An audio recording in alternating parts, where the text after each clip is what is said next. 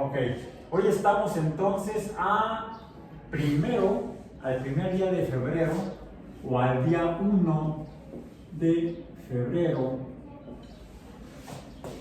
de 2024 en Introducción a la Astrobiología. Ok. Y si entonces los 30 años ya no funcionó, entonces me traje otro que curiosamente es más viejito. Este me lo dio cuando cumplí 25 años y ha funcionado mejor. El otro es automático, funciona por inercia. Tiene una máquina inercial. Este es electrónico, funciona con pilas. Entonces tengo que llevar el otro a que lo revisen, pero ya que pueda, ahorita no puedo. Bien, entonces, 1 de febrero. Nuestro tema de hoy en Introducción a la Astrobiología es 20ª sesión del curso, tema 4.11. 4 porque estamos en la parte biológica. Estamos revisando las bases biológicas para estimar la probabilidad de vida en el universo, o al menos en nuestra galaxia, o al menos en el sistema solar. En el sistema solar, porque sabemos que hay vida en la Tierra. Inteligente, no lo sé. Seguimos buscando señales de radio de vida inteligente en la Tierra. De radio y de televisión, internet y todo eso. Porque se encuentra con cada cosa. I'm from Mars. Eso me dijo cuando estábamos en una reunión y alguien le preguntó al doctor Drake, a Frank Drake, estaba Frank Drake en la reunión, y una persona le preguntó: oiga doctor, ¿y usted de dónde es? Y le responde Frank Drake: I'm from Mars. Era muy simpático. Era simpático Frank Drake. Bueno, ok. Nuestro tema de hoy es biofirmas. ¿Qué sería una biofirma? ¿Qué es la firma de una persona? Pues la forma en la que se identifica, que se sabe que esa persona es esa persona. ¿Sí? Entonces, una biofirma sería las marcas o huellas o características que nos indican que hay vida en algún lugar. Para eso ya hemos mencionado que debemos conocer cuáles son los principios de la vida. Los más simples sería la composición química elemental o atómica. Y entonces hablamos de los bioelementos. Bioelementos. Pero para eso solamente tenemos un caso a estudiar: la Tierra. ¿Sí? Entonces, el único lugar en el que podemos encontrar huellas o firmas de vida es en la Tierra.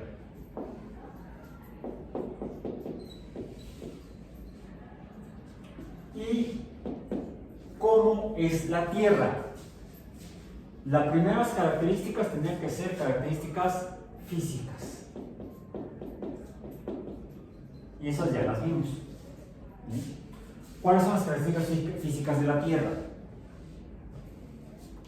Pues es un planeta rocoso.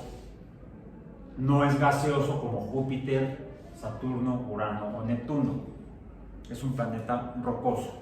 ¿Sí? Es rocoso. Entonces, una propiedad física es que sea rocoso. Ahora, no puede ser cualquier conjunto de roca o cualquier masa de roca. ¿Cuántos planetas rocosos hay en el sistema solar? Revisémoslos. 8 planetas, reconocidos como planetas, no como planetas enanos, ese es otro caso. ¿Cuáles son los planetas del sistema solar? Mercurio, Venus, la Tierra, Marte, Júpiter, Saturno, Urano, Neptuno. Ok. De esos, ¿cuáles son rocosos? Rocosos tenemos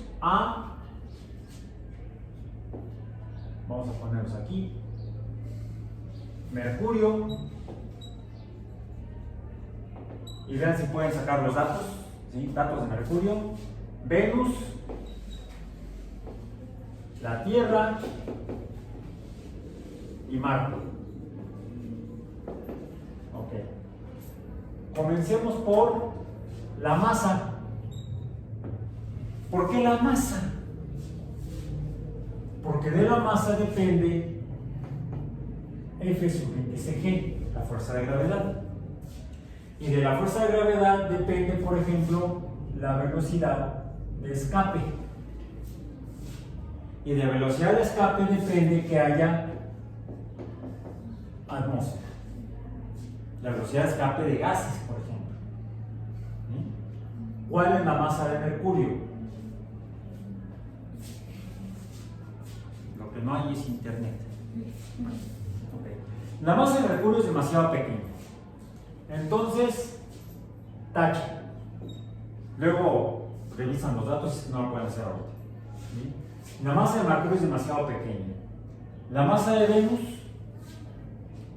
sería, si la masa de la Tierra fuera 1, recordemos que podemos usar a la Tierra como patrón, porque sabemos que hay vida, la masa de Venus es prácticamente 1. La diferencia vimos que es muy pequeña entre la masa de la Tierra y la masa de Venus. ¿Y la masa de Marte? ¿Ya tienes los datos? A ver. Entonces, ¿cuál es la masa de Mercurio? La de Mercurio es 3.3 por 10 a la 23. Vamos a ponerlo 10 a la 24, que es el entonces sería 3.3, sería 0.3. ¿Sí?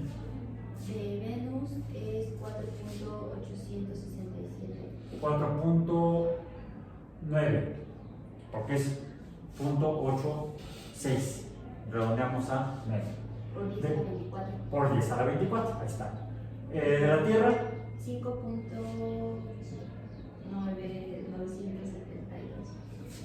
5. Vamos a ponerle 9, que sería prácticamente 6. ¿Y de Marte? 6.39.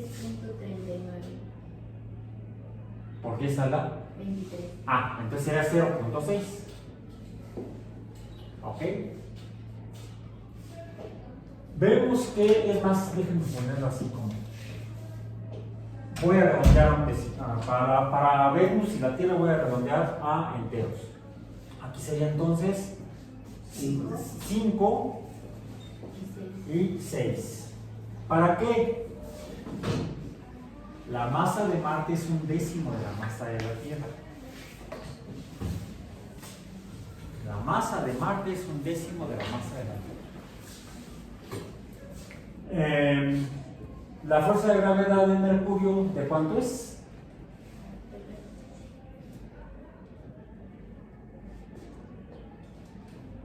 La de la Tierra sería 9. Vamos a considerar más que la fuerza de la aceleración.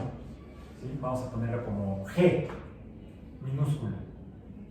Es el dato que nos sirve. 3.7 metros entre segundo cuadrado. Sí, porque cuando supongamos que es G ya sabemos que es aceleración. Y cuando nos recordamos las unidades de aceleración, metros entre segundo cuadrado. Venus 8.87. 8.9, vamos a decir. 8.9. La Tierra 9.8. Fíjense que están invertidas las enteros y las décimas, los decimales. Marte 3.7. ¿Sí? Ok. La velocidad de escape.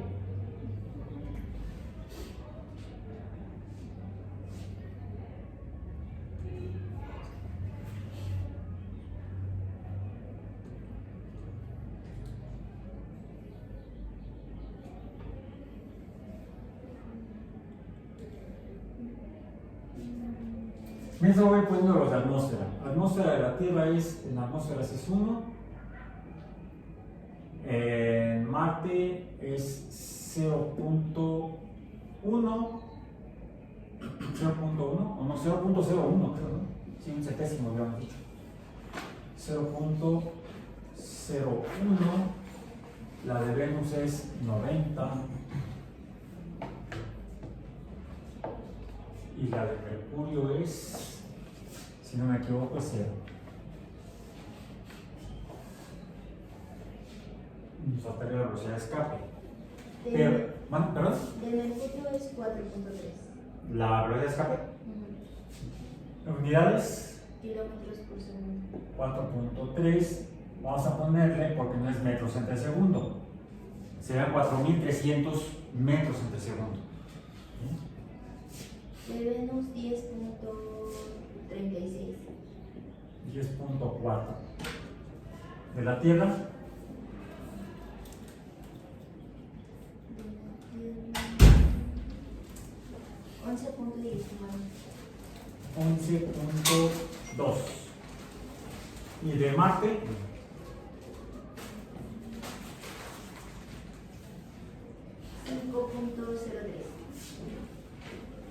5.0. Ok. O sea, la velocidad de escape en Marte es la mitad, menos de la mitad de la velocidad de escape en la Tierra. Su masa es 1/10 de la Tierra, ergo su atmósfera es 1/100 de la Tierra. El dato raro es el de Venus. La masa es muy parecida, apenas una unidad menos, una unidad menos, de 6 a 5, por 10 a la 24 kilogramos. La aceleración por lo mismo es muy parecida. La velocidad de escape es muy parecida, pero la presión atmosférica es muy diferente. Además de la composición química, pues lo voy a poner ya con otro color. Esto es física, esto solamente es físico. Químicamente, la atmósfera, en el caso de Venus, pues no hay. En la de Mercurio, en la de Venus es 95% CO2, en la de la Tierra es 70 y cuánto por ciento de nitrógeno, siempre se me olvida.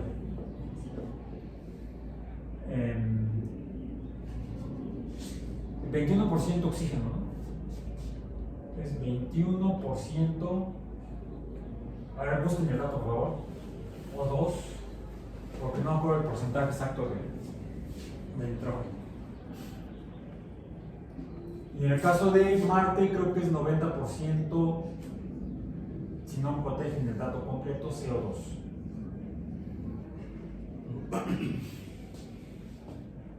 ¿Qué porcentaje? 78. 78, sí. Porque el otro 1% son otras cosas, ¿no? Entonces, 78% es nitrógeno, en el caso de la Tierra, 21% oxígeno y otros gases.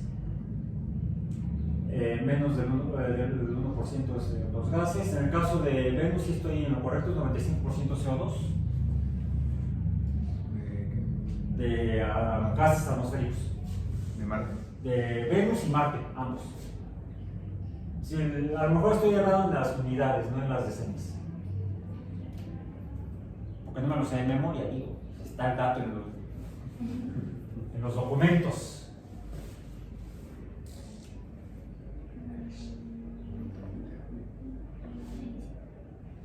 ¿Cuánto es? La de Venus es 96.5. Dióxido de carbono. Ajá. Bueno, me equivoqué por un 1.5. Vamos a poner el 96. 3.5 de nitrógeno. Y 3.5 de nitrógeno. 3.5 de nitrógeno. Vamos a dejarlo así. ¿Y Marte?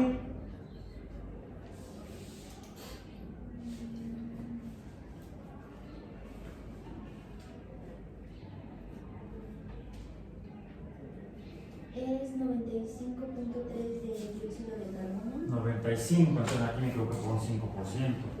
95% de dióxido de carbono.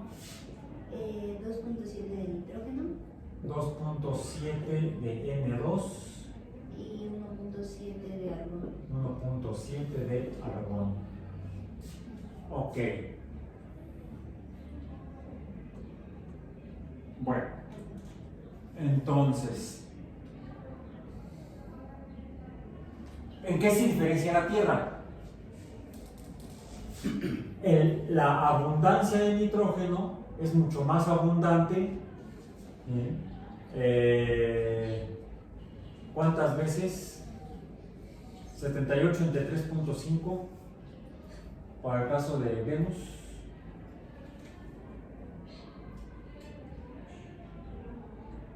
...78 entre 3.5 es 22 veces más abundante el nitrógeno en la Tierra y más o menos igual, diríamos que alrededor de 20 veces más nitrógeno en la atmósfera de la Tierra que en la atmósfera de Venus y de Marte. Entonces, a ver, hay 4 planetas rocosos en el sistema solar. De esos 4, 3 tienen atmósfera. Pero en el que hay vida en la Tierra, el dióxido de carbono forma parte de ese menos de 1% o 1% de dióxido de carbono y otros gases. Podríamos poner aquí el dato, son 418 ppm de CO2. O sea, es notable la diferencia del dióxido de carbono en los 2 planetas donde no se ha identificado vida respecto a la Tierra, y es muy diferente el porcentaje de nitrógeno entre los 2 planetas donde no se ha identificado vida respecto al planeta en el que se ha identificado vida. Entonces, aquí veríamos hasta el momento 2 diferencias atmosféricas. 1, concentración de dióxido de carbono, concentración de nitrógeno y presencia de oxígeno libre. No se ha identificado presencia de oxígeno molecular en Venus ni en Marte. Entonces, ¿cuál sería una huella que podría asociarse a vida en el caso de un planeta con vida? Una hipótesis, una posible huella es que hubiera como bioelementos oxígeno como elemento, pero en este caso en forma física de gas. Gas, diríamos entonces atmosférico. Tendríamos que poner G atmosférico. Oxígeno atmosférico. Otra podría ser la composición de la roca. O sea, esto es gas. Pero la roca, ¿de qué elemento estaría formada? Carbono. Sí, hemos encontrado carbono. Entonces habría carbono. ¿Qué otro elemento? ¿O qué otros elementos químicos? Composición química de la Tierra, búsquenla. Composición química de la Tierra.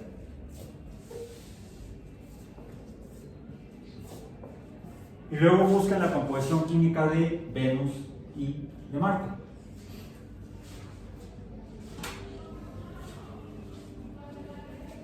¿De la Tierra? De la Tierra. Aluminio. Aluminio, carbono,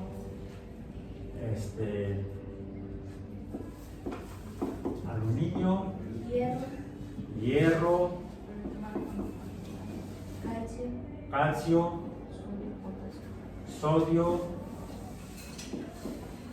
potasio, aquí qué estoy poniendo, no sé, potasio, ¿qué otro elemento químico? Magnesio, otro, hidrógeno, bueno, ahí está bien. Otro,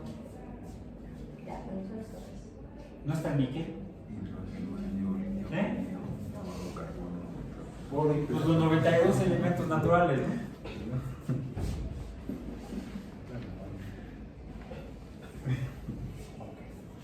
Todos esos han encontrado en la Tierra. Confirmados en Venus y en Marte. Pongámonos en Venus en verde o en negro. En Venus. Ya encontraron la composición química de Mercurio.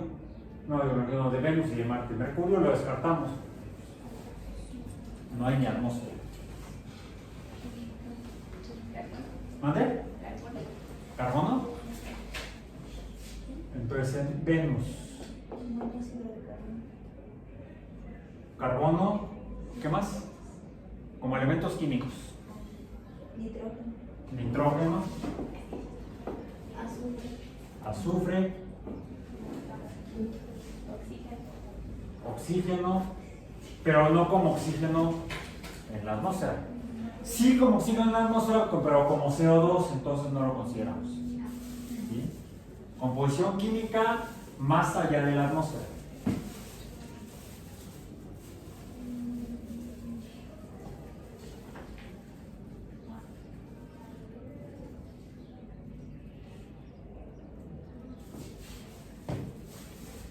Alguien que busque la de Marte y me la va dando.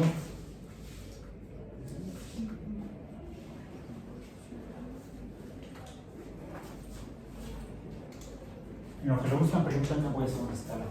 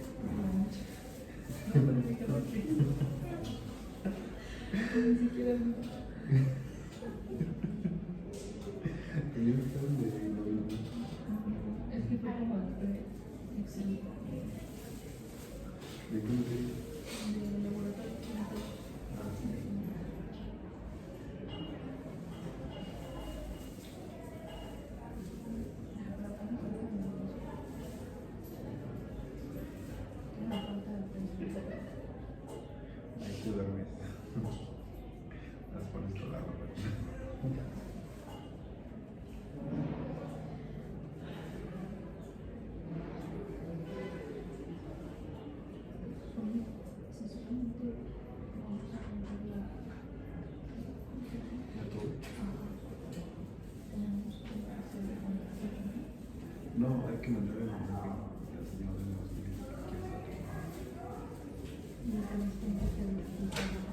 Ok.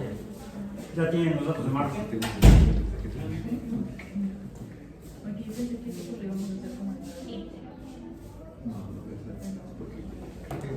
Composición química de Marte. Nitrógeno. Pero eso me suena a la atmósfera. Hierro, níquel. Ah, ok. Sería hierro, níquel, Y ya dice silicato. silicio. ¿Mande? Bueno, revisen la información que pueda haber ya al día de hoy en el sitio de exploración de Marte. Porque debe haber resultados de los dos rovers, Spirit y Opportunity, porque eran, recuerden, de rovers de exploración geológica. Además de los datos más recientes, tanto de Curiosity como de Perseverance. Por cierto, el helicóptero Ingenuity dejó de funcionar. Bueno, ya terminaron la misión porque se dañaron las aspas. Entonces, como eso puede provocar fallas en vuelo, decidieron mejor terminar la misión. Voló 72 vuelos, cuando iban a ver nada más a ver si funcionaba, si era posible. Pues bueno, 72 vuelos realizó Ingenuidad.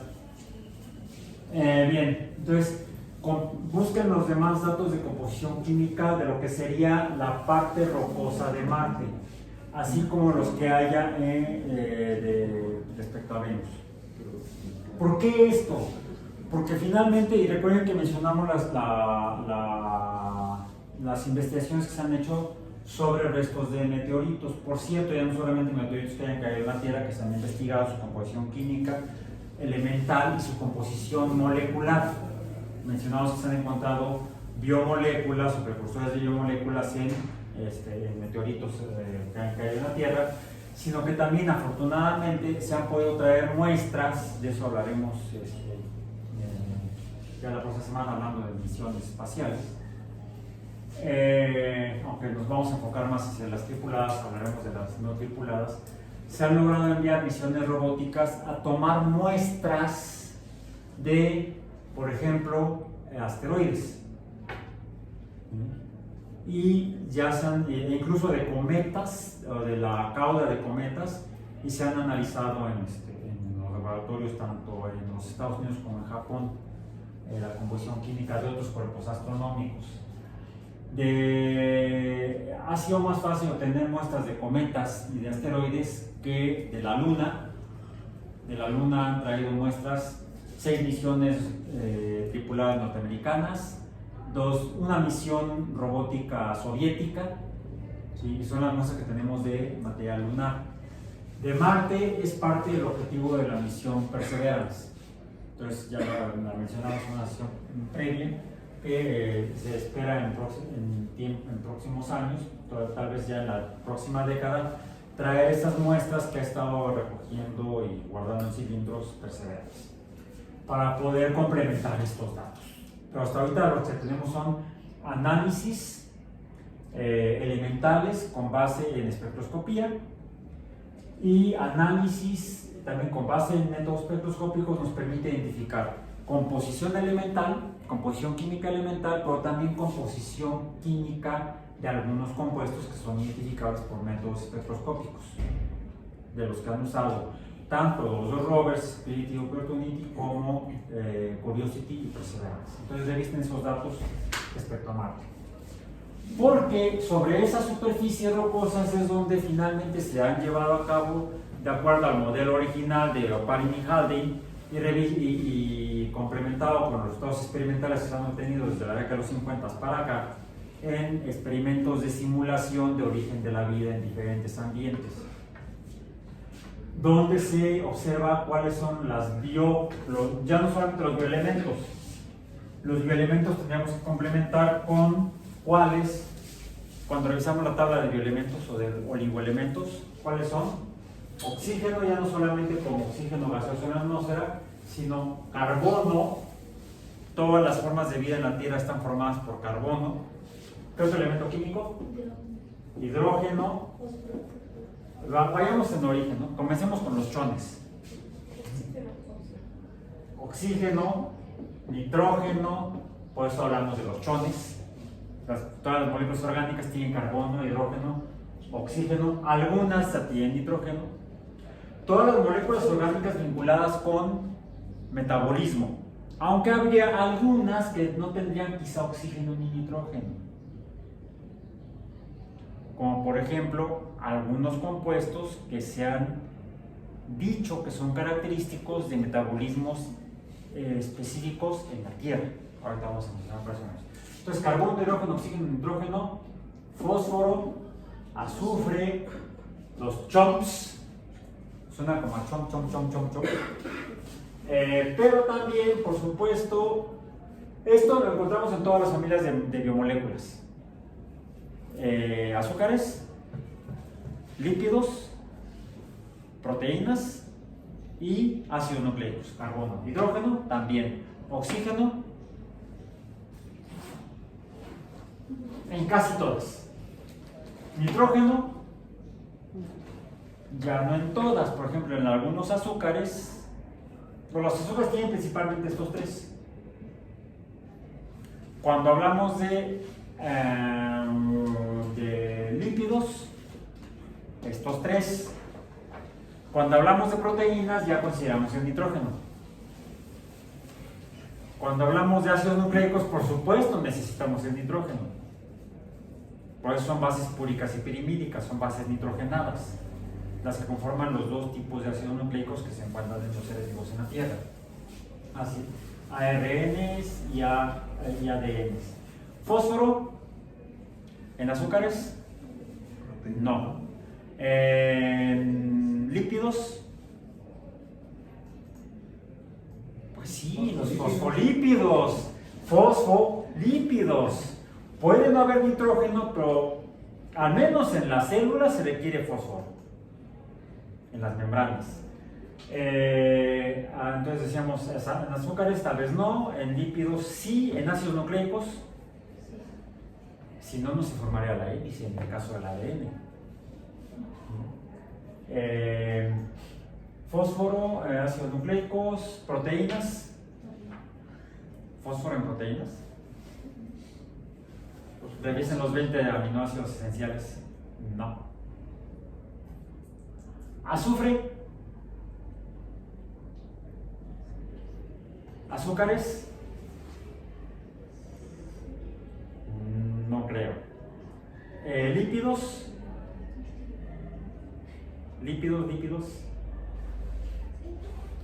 Revisen la presencia de lípidos en ácidos nucleicos, en azúcares. Revisen azufre en azúcares, azufre en lípidos, revisen sus bioquímicas, las de sus libros, digo, no vayan ahorita, voy al laboratorio, al clínico que me haga análisis, a ver qué tengo mis proteínas. Proteínas sí. ¿Cuáles aminoácidos tienen azufre?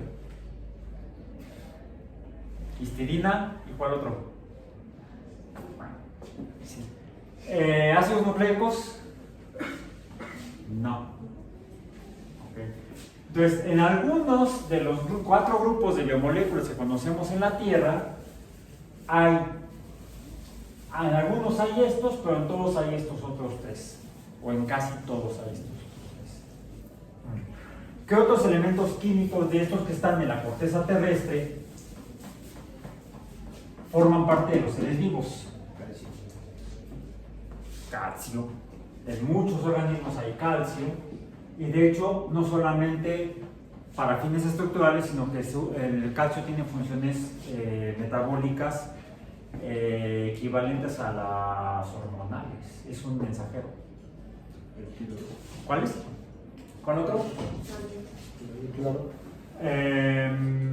Sodio, potasio. ¿De dónde viene el potencial de membrana? La diferencia de concentraciones de sodio y de potasio principalmente, aunque el calcio también contribuye al potencial de membrana. Por supuesto, bueno, el hidrógeno ya está ahí, está hablando de potencial de membrana, magnesio, etc. ¿Sí? Revisen la lista de bioelementos. Bueno, esto es en los organismos, pero ¿cómo sabemos que hay organismos? ¿Cómo podríamos entender al organismo, al que tendríamos que sacarle todos los elementos, a diferentes organismos, cómo sabríamos que están ahí? Si usáramos, por ejemplo, espectroscopía, tendríamos que apelar a buscarlos en esta forma y que estos contribuyeran a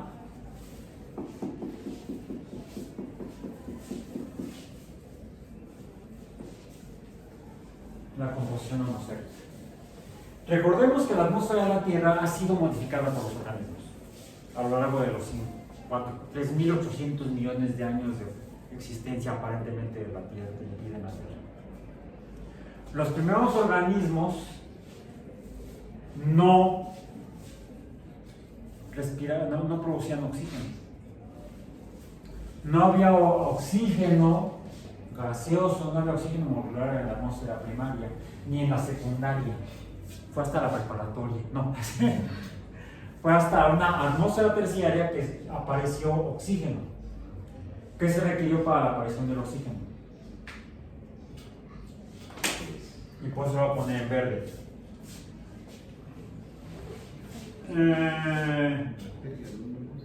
Ya no serían bioelementos, sino que serían biomoléculas.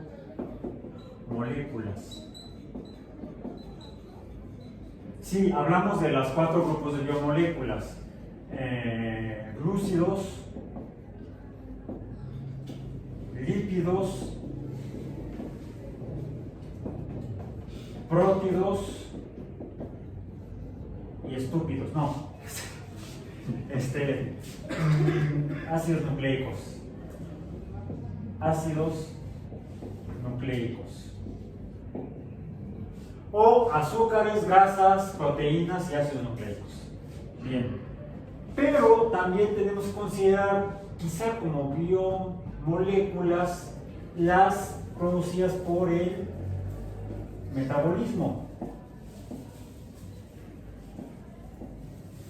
Y en la Tierra conocemos 2 vías metabólicas principales, podemos decir 3. El metabolismo en realidad es una serie de reacciones organizadas que finalmente lo que producen es oxidación.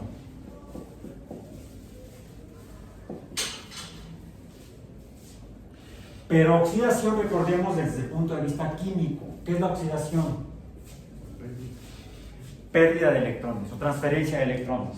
La oxidación es pasar de un compuesto reducido a oxidado. Y se requiere algún oxidante. Y el oxidante lo que hace es que le quita electrones a el compuesto químico que está reducido y al perder electrones se oxida.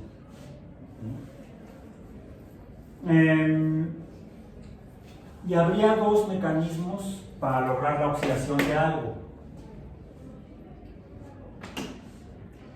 El primero es químico. Hay 2 mecanismos para la oxidación. Uno es químico y el otro es fotónico.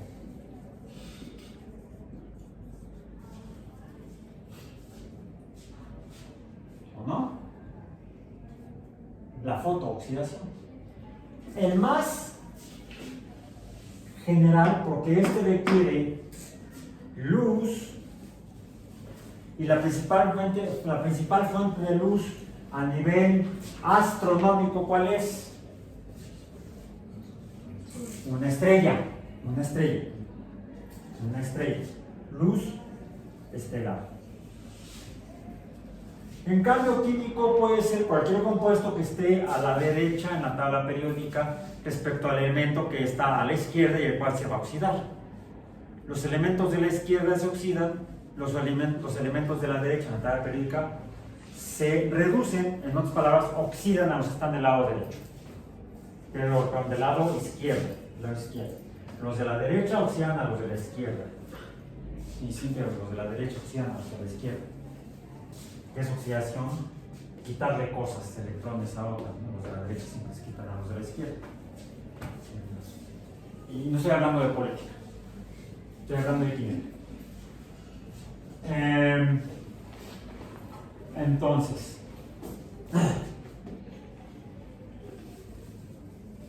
¿qué elementos químicos que se encuentren en la corteza terrestre que podrían estar en los organismos podrían ser oxidantes? O sea, que oxiden a los reducidos. Por cierto, entonces recordemos que debe haber habido una atmósfera primaria que no tenía oxígeno. ¿Cómo era la composición química de la atmósfera primaria? Rápidamente, ¿cuál es la composición química de la atmósfera primaria o primordial de la Tierra? Con base en evidencias geológicas como se ha estimado, se ha proyectado. Y además, identificando y midiendo los componentes químicos de material que formó el sistema solar y que se quedó ahí sin formar parte de la Tierra. Podríamos llamarle material fósil que está en órbita del Sol. ¿Cuál es el material fósil que está en órbita solar? Cometas y asteroides.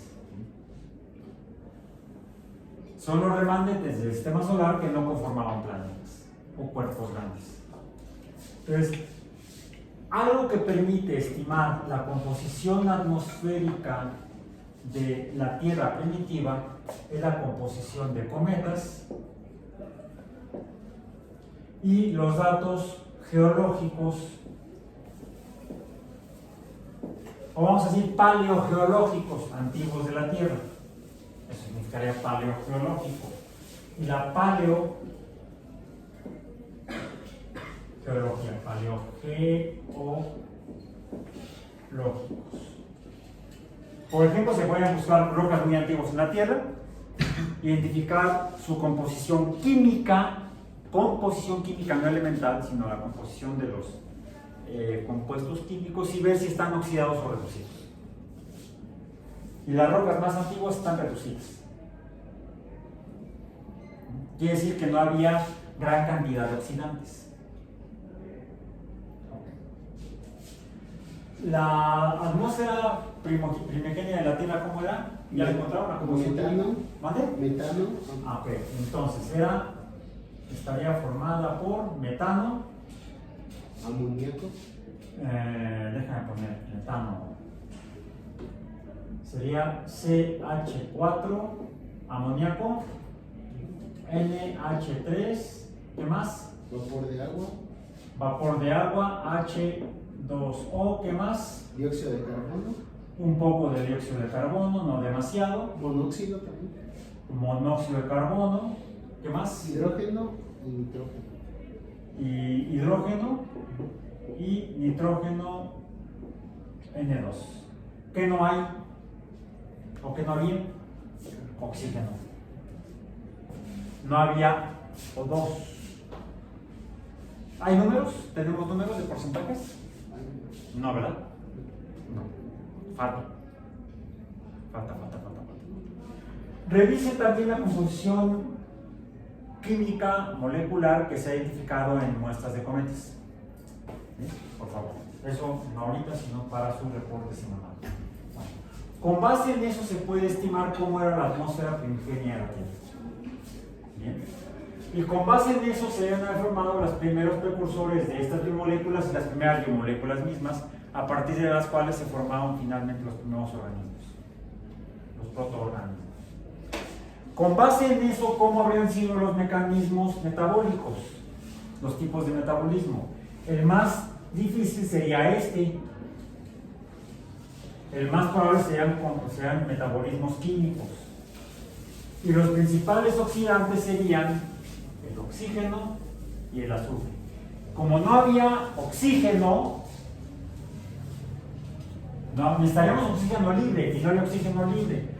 En cambio, el azufre sí es más fácil. ¿Por qué? Porque es sólido. El azufre es un compuesto químico sólido a presión de una atmósfera. El oxígeno es un gas, el azufre es un sólido. El azufre estaba más disponible en la corteza terrestre que el oxígeno. ¿Qué podrían haber usado los primeros organismos para tener un metabolismo de tipo oxidante? Azufre.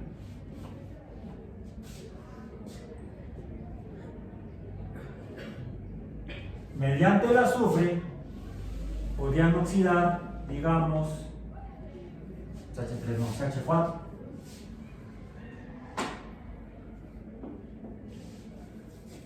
Y se podría haber producido ácido sulfídrico. Y quizá esto daría lugar a la liberación, a ambientes de tipo ácido. Sabemos por datos paleogeológicos que la fotosíntesis fue posterior y esta empezó a producir entonces a partir de CO2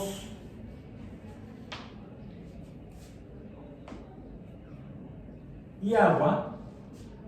Esto habría producido la liberación de oxígeno para la síntesis de CnH2n o N, carbohidratos.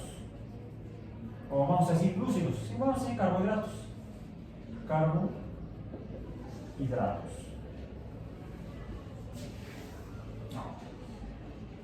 Hay otras formas metabólicas posteriores de tipo químico que van a producir a partir de carbohidratos,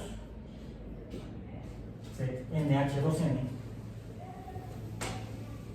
CnH2n o N, a partir de diferentes otras fuentes, van a producir, por ejemplo, CH4, y esto lo producen algunas bacterias. Bacterias metanógenas.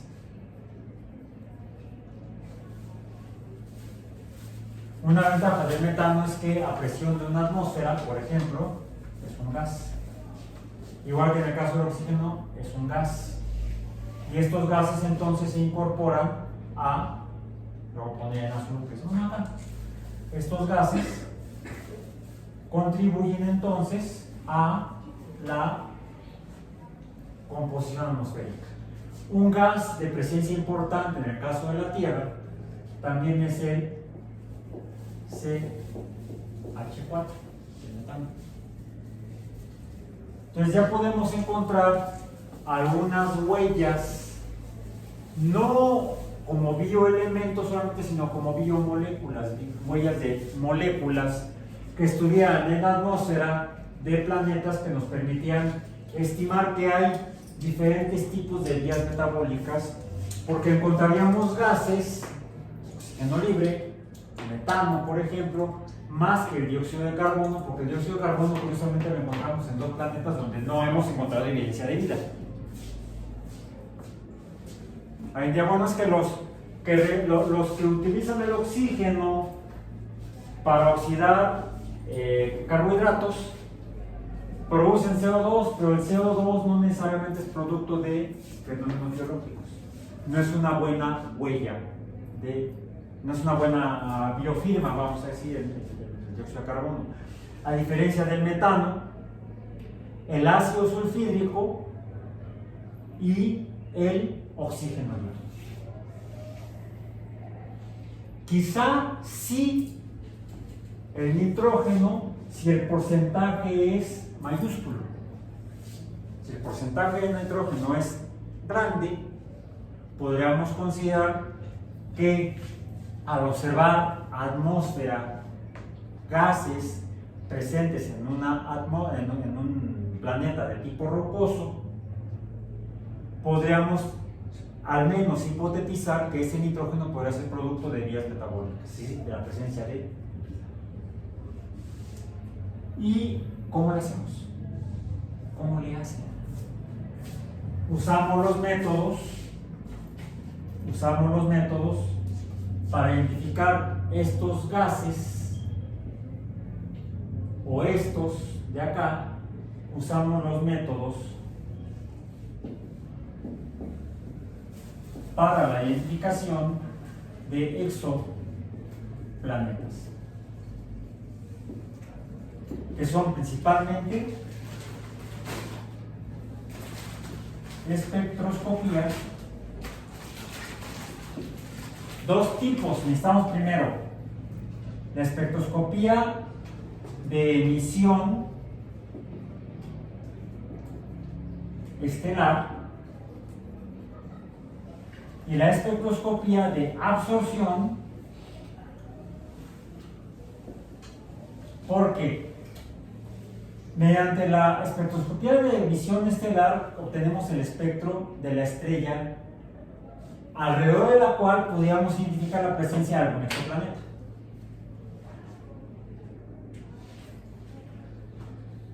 Y lo que necesitamos es que este exoplaneta haga un eclipse, en los eclipses le llamamos tránsito del planeta a través del disco aparente de la estrella. Realmente cuando uno observa estrellas para este tipo de investigación no observa completamente los discos de las estrellas, sino que lo que se detecta es una disminución en la cantidad de luz que el telescopio percibe o detecta o mide de la estrella observada. ¿Sí? Una estrella está emitiendo luz, la vemos con un telescopio y medimos la cantidad de luz que nos está llegando de esa estrella. Si vemos que medida esa cantidad, estudiada esa estrella durante a lo largo de un periodo de tiempo largo, vamos a decir, pueden ser días, semanas o meses, preferentemente días, semanas o meses, quizá años, estamos observando la misma estrella y verificamos que es la misma estrella porque tiene su patrón de espectral, la luz que emite. Nos permite inicialmente identificar la composición elemental de la estrella, su espectro de emisión, ¿sí?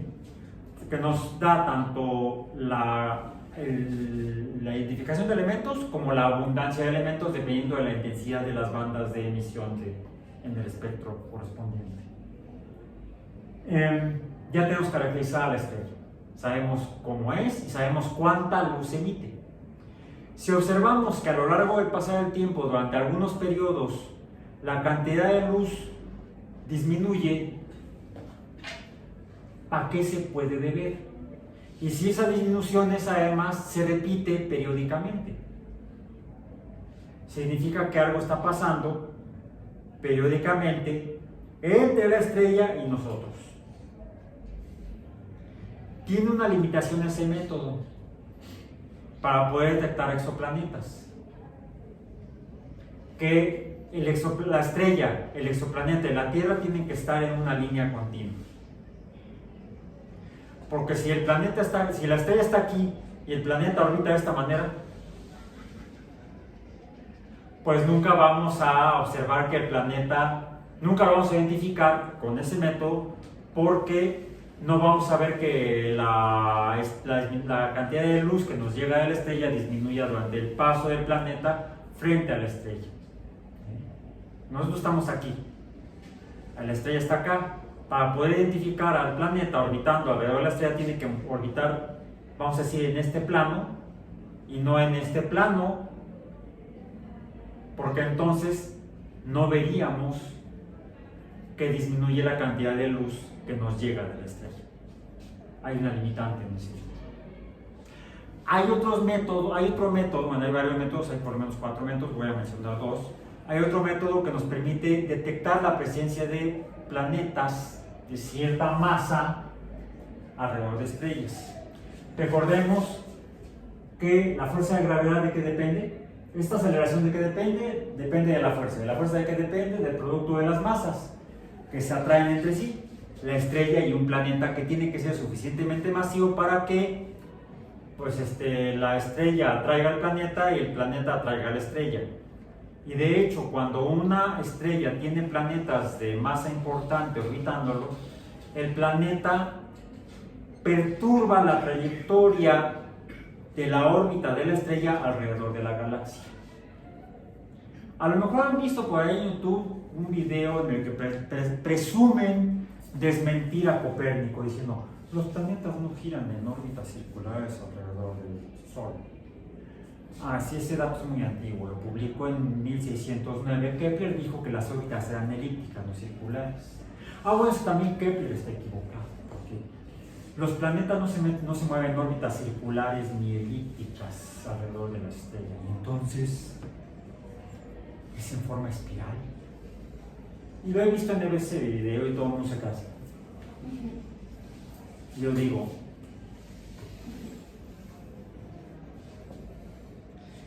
sí es cierto. Supongamos el modelo de Copérnico. Está la estrella y está el planeta orbitando. Pero la estrella orbita alrededor del centro de la galaxia, y entonces la órbita circular, conforme se trasladan alrededor de la galaxia, la estrella con sus planetas, pues va haciendo esto. Y que ven ustedes efectivamente una especie como de tornillo, como espiral, ¿no? Sí, efectivamente, pero ese modelo incluso también está mal, está incompleto. ¿Por qué?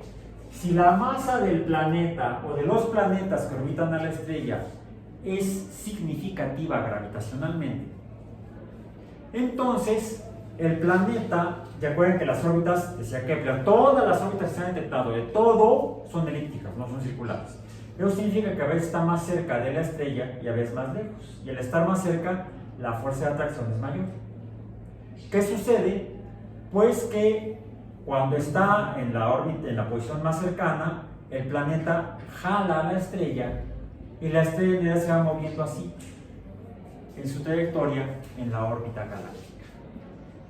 No se mueve en una línea como una saeta, una flecha, sino que va bamboleándose. Ahí se conoce la técnica como la del bamboleo gravitacional por la presencia del planeta que perturba la trayectoria de la estrella.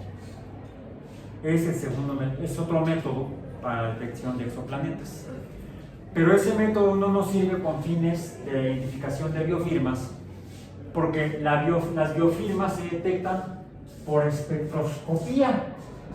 Esto es fundamental, porque la espectroscopía es la que nos permite identificar la composición química de lo que sea, no la fuerza de gravedad. Necesitamos electromagnetismo, no gravedad, para detectar la composición química elemental o química molecular de lo que haya en cualquier lugar en el universo. Entonces, es por eso que usamos la emisión estelar, porque esta nos permite identificar la composición química de la estrella. Y es la luz que ilumina a lo que esté orbitando planetas, cometas, asteroides, satélites alrededor de esa estrella. Si afortunadamente el cuerpo astronómico orbital de la estrella pasa entre nosotros y la estrella, vamos a ver cómo, número uno, al pasar el planeta en su órbita frente a nosotros respecto a la estrella, vamos a detectar su presencia por disminución de la cantidad de luz que nos llega a la estrella cuando el planeta no está ahí. Hemos detectado un exoplaneta. Ya, primero. Pero además podemos detectar si tiene atmósfera o no. Si observamos una modificación en el espectro que medimos cuando el planeta no estaba frente a la estrella. Vamos a observar la absorción, no tanto por el cuerpo opaco del planeta rocoso o gaseoso tal vez, que esté orbitando a la estrella, sino ya hemos visto que podemos ver la atmósfera de la Tierra y hemos podido ver la atmósfera de Marte, porque los gases presentes en la atmósfera dispersan la luz de la estrella correspondiente. Y al dispersarla además absorben parte de esa luz. Y si tenemos el espectro de absorción de compuestos químicos, bueno, en este caso serían los gases atmosféricos, podemos detectarlos.